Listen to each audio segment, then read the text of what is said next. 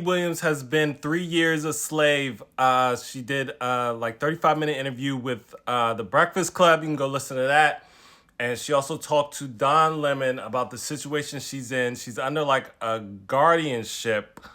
And basically what I'm thinking is they were able to prove in court sometimes some people that had access to her records. I don't know if they work with her ex-husband, but I think it's coming from her ex-husband. She kind of alluded to the fact that she did well with her divorce and her ex-husband. So I think she was trying to say that her ex-husband was bitter and might have did this to her. I don't know. That's speculation by me. There was a lot she couldn't say, which is crazy for Wendy Williams to be scared to talk, which is how serious the situation is. But basically, she's in a facility in New York. Even though it is luxury, she's saying she can only talk to the people there. Everybody is like 30 years older than her. I think she's in her 60s. She said everybody's in their 80s and 90s. She doesn't have access to her money. All she has is a TV. She doesn't have access to a phone. People can call her on a landline. She can't call out. And Lauren LaRosa talked about trying to go down there when she has to see her. They said nobody named Wendy is in this place. And she said it was very scary, like all types of guards came out. So it's like some serious stuff going on. And she had her niece talking to the Breakfast Club about everything that was going on. And again, her niece was on the phone with her when she talked to Don Lemon. So yeah, it was kind of sad to hear. I know she's a polarizing figure, and people feel a certain way about some of the things she said and done in her career.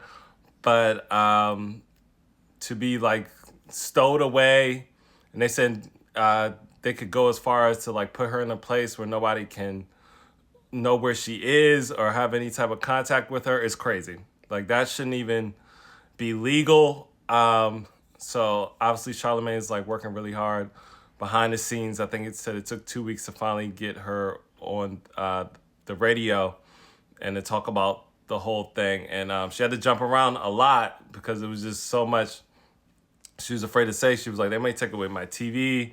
All I have is my TV in my bedroom. I eat breakfast in my bed every morning. And so this lady has access to him. Basically, this lady is controlling her money. I said the lady's name was Sabrina something. And so, you know, she has to ask to use her own money just to go out. And it's just like a whole ordeal. Like they're treating her like she's a toddler, pretty much. And so I don't know about you. Like they said she had dementia and all this, and I believed it. I was like, oh, so remember she had that thing where she's just like stop talking when she was on TV. So I was like, oh, but then you hear on the radio she's fine. So they've been putting out false reports on her and putting out a certain view of her. And so I think that was the other call to dispel all this, because a lot of people probably just don't know what she's going through.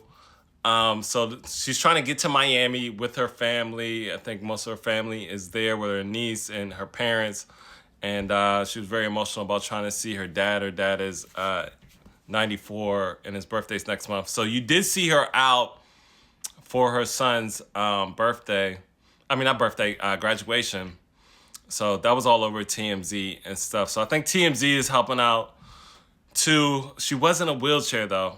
But yeah, she's been in this facility for 3 years. And they've just got control over her life, basically. And she's very emotional about it. It was kind of hard to listen to. But it's an unfortunate situation that she's been in. And the corporate greed culture of America. I thought about this movie, I Care a Lot. I'm going to try to watch that today. What is it? A court-appointed legal guardian defrauds her older clients and traps them under her care. So that sounds like this situation or similar to it. So this is a type of corruption that goes on a lot. And they just take advantage of people.